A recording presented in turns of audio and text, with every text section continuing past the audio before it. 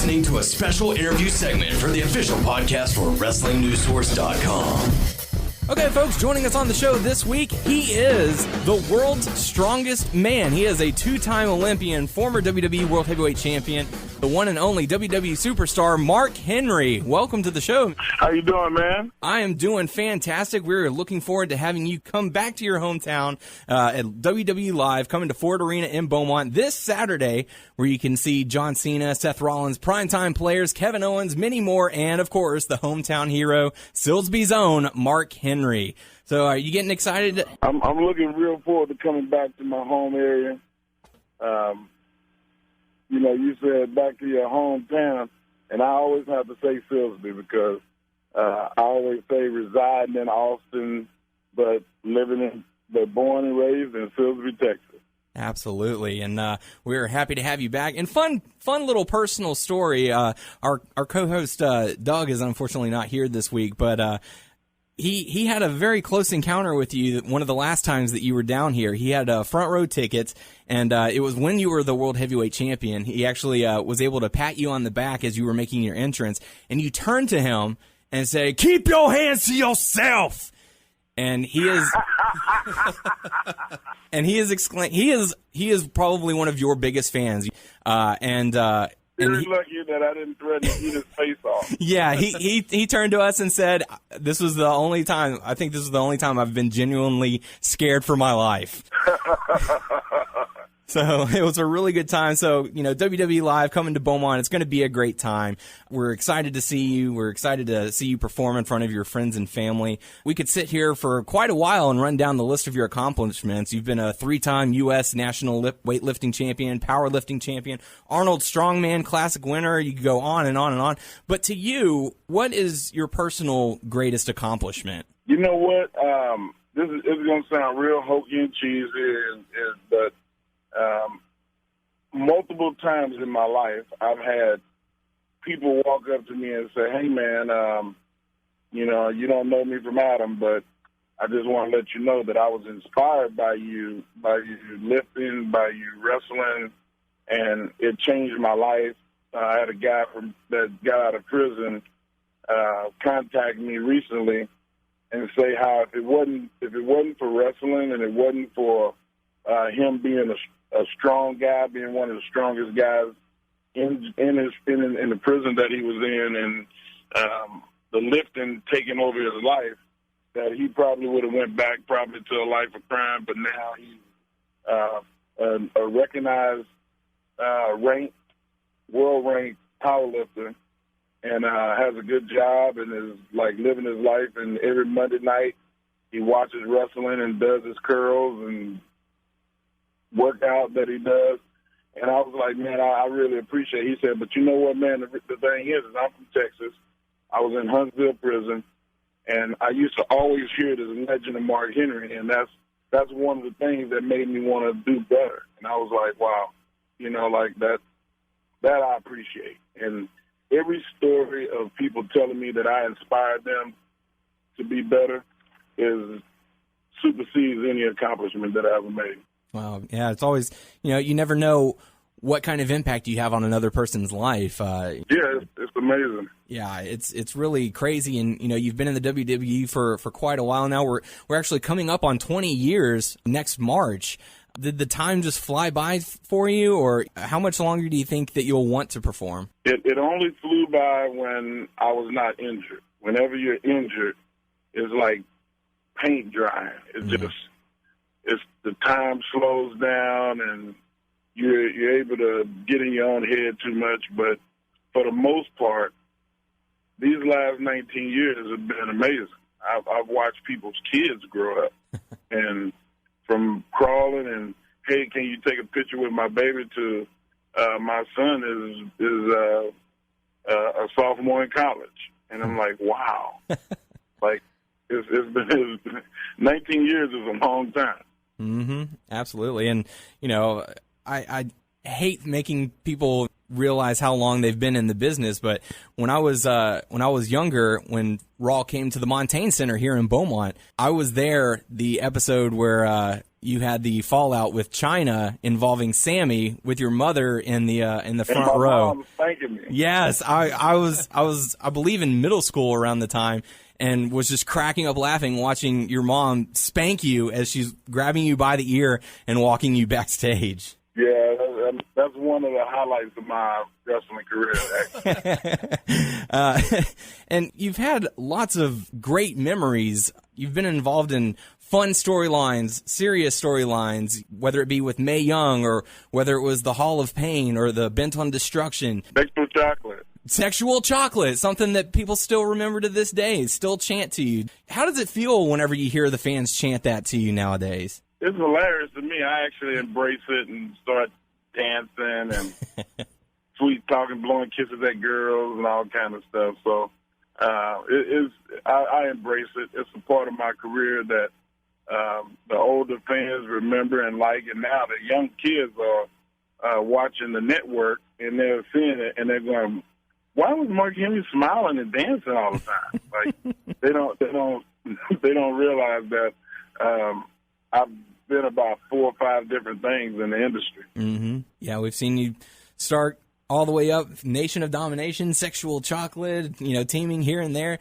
And you had what, in my personal opinion, was the run of your career back in 2011, where you were just absolutely on fire. You had your Hall of Pain run going. You defeated Randy Orton to become the World Heavyweight Champion for the very first time. But unfortunately, the run ended a little early due to an injury. But what were your thoughts on the Hall of Pain run? I definitely think that it was the best and the most serious part of my career. I don't think it was the most entertaining part of my career, but it was the more validating point in my career. Anytime that you dominate the best talent in the world and become world champion, and not only become world champion, but main event pay-per-views, and, for some guys in our industry, to have one main event on a regular TV show, on Raw, SmackDown, Velocity, Heat, all the shows that we had in the past, the main event, like just main event one time is an accomplishment. But the main event a few hundred times, and to main event a WrestleMania with The Undertaker, and to the main event multiple pay-per-views, and actually create an era in wrestling. The Hall of Pain era is a thing. It's something that happened and existed, and I'm just proud of my career. I mean, I don't have a problem walking away, and being 44 years old and approaching 45, and kids in the school crying and complaining when I leave. Well, my son doesn't, but my daughter does. My son is like, "Dad, you have to wrestle forever." And I want to go with you. I'm like, "No, man, like, you got school. Like, chill out." But nonetheless, it's a family affair. Like, and I look forward to getting to Beaumont and seeing not only my family, but a lot of the friends and people that I kept contact with. There's a lot of special people, and I have friends, guys and girls that I went to school with, and I've had like 50 calls this past week. Oh, yeah. Of people that saying, "Hey, man, I'm coming to the show. Like, any way I can get backstage and meet John Cena." All right. Nobody's coming backstage. Just leave me alone. Enjoy the show. If I can get a spare ticket, I'll try my best, but I can't promise anything. But it's been a good ride. Very cool. And, you are talking about the day that you do eventually hang up the boots. We saw you a couple years ago pull off just the amazing fake retirement segment with John Cena. I mean, it was just so well done, the emotion that you portrayed, and it was just so well done. And I can't stop hyping it enough because it was so good. But when it does come time for you to hang up the boots for good, how would you like to go out? Would you sort of fade off, or would you want to let the world know, hey, it's coming up towards the end? Here's going to be my final dates. Hope to see you all out there. Or would you like to have sort of another announcement like you did with your fake retirement? Well, I think that I want to go out in dramatic fashion, win, lose, or draw. I want to have a retirement match, and a lot of guys have done it throughout history. Mm-hmm. And I'm gonna go back and I'm gonna, see kind of what style of match, and I maybe even let the WWE universe decide what my match will be. Mm-hmm. And I'm not sure yet, but it's imminent. It's coming. Any preference on opponent? Oh my gosh! You know what, man? Like Daniel Bryan is like one of my favorite wrestlers. Like as a talent, as an entertainer, as the way our fans love him and revere him.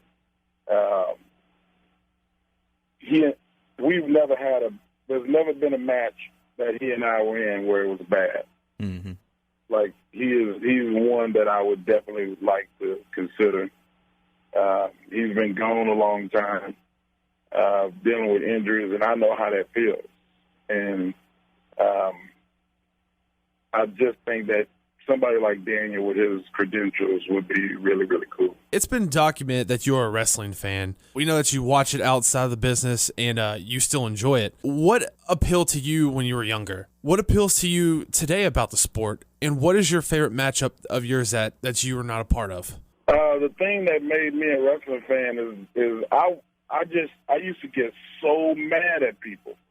And I love the bad guys for some reason.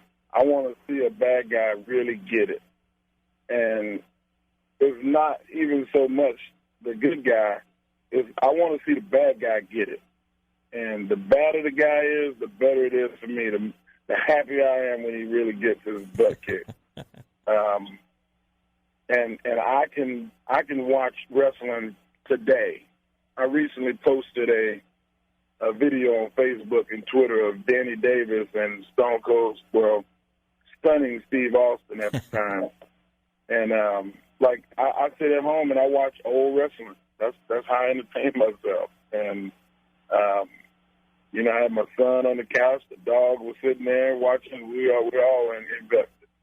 And that's kind of like what our fans want. They want to see somebody get it. If they're a fan of the good guy and they want to be angry, then the Hall of Pain era would have been great for them because there was not a good guy walking that didn't get his face stomped in. And you want to see that too.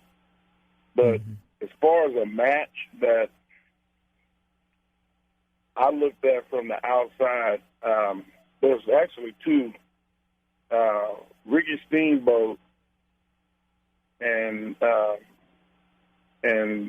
Patterson back in, I think it was 86, was one that just, it was hard for me to not be a wrestling fan watching that match.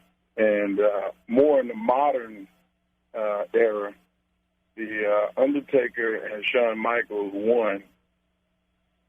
If you have not seen that match, you have got to go on YouTube or the WWE Network and pull that match up. It is breathtaking. Like, there's so much stuff that goes on that you just can't even watch it at one time and get it. You got to watch it at least 2 or 3 times. And, I may even put together a list of my top 10 favorite matches and have them put it on the network, on the WWE website. But yeah, I'm a diehard fan, man. The boot camp match, Sergeant Slaughter and Pat Patterson. Pat Patterson was one of the more gifted psychologists and told the best stories, and that's something that I like about wrestling. It's not just physical; it tells a story. It's an emotion. It's a book in 15 to 20 minutes, and so much happens, and if you know the history of the two, it's even better. But if not, you get invested, and you just so well entertained. Being a veteran in the business, you've had plenty of matches. You've seen a lot. You've seen wrestlers and talent come and go.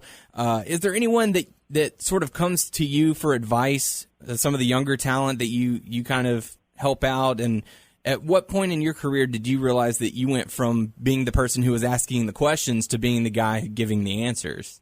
That's a wonderful question. Actually, a lot of the guys do. They come back and they ask me about different eras and Attitude Era and pre-Attitude Era and the time now. What do I think about this? What do I think about that? And I'm honored to be able to give that advice. And I feel like it's necessary to give back.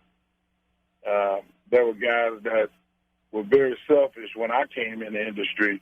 They wouldn't tell you nothing unless they were forced to tell it because they were worried about you taking their spot. And now it's just a lot different. I feel like I owe the industry the advice and all of the lessons that I've learned to help make the business better than when I came into it. And when I came in, Ernie Ladd, he was the first black booker in professional wrestling.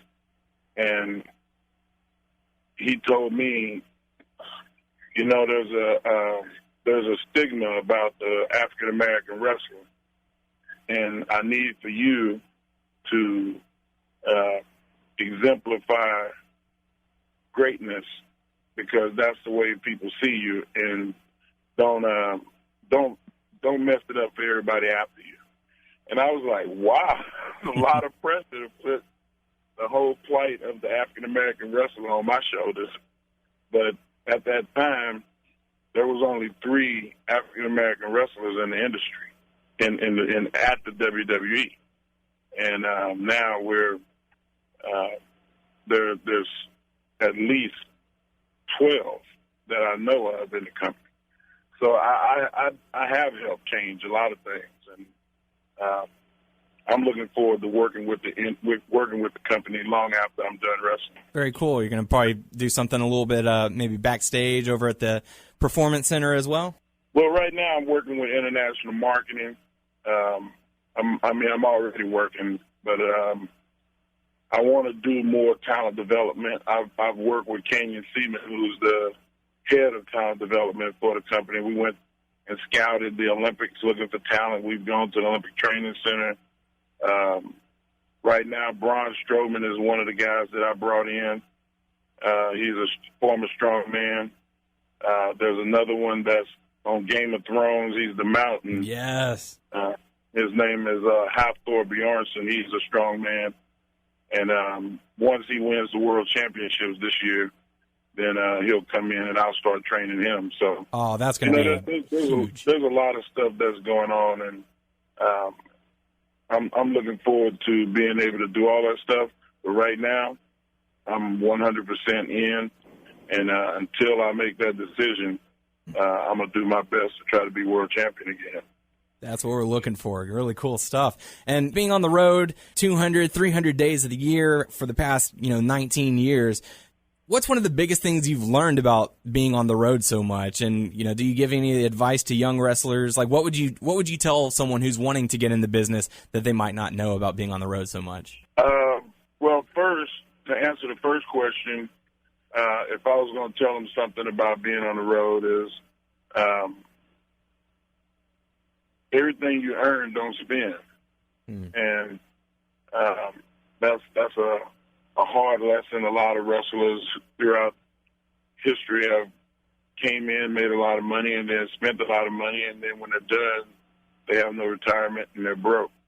And the other thing would be to diversify yourself and do some movies, go to acting school, write a book, learn other things that involve your journey and your experiences and put that out there. I'm writing my book right now, and there was stuff that I've forgotten about, and I was like, man, I got to put that in there. And when that book comes out, it's gonna make some people that I love very angry. But it's the truth, and it's the story, and it's what's going to sell the book. And I'm just looking forward to telling the young guys to keep a journal and keep a diary, if you will, of to be able to reach back and write your memoirs. One thing that I'd really like to see one day is a Mark Henry documentary, like all through your younger days of weightlifting here in Silsbee, and just sort of reminisce and go through your around Silsbee and Beaumont and Port Arthur. I got family everywhere around there. And oh yeah, my dad was from Koontz. So I have so many friends in like Hemp Hill and Jasper.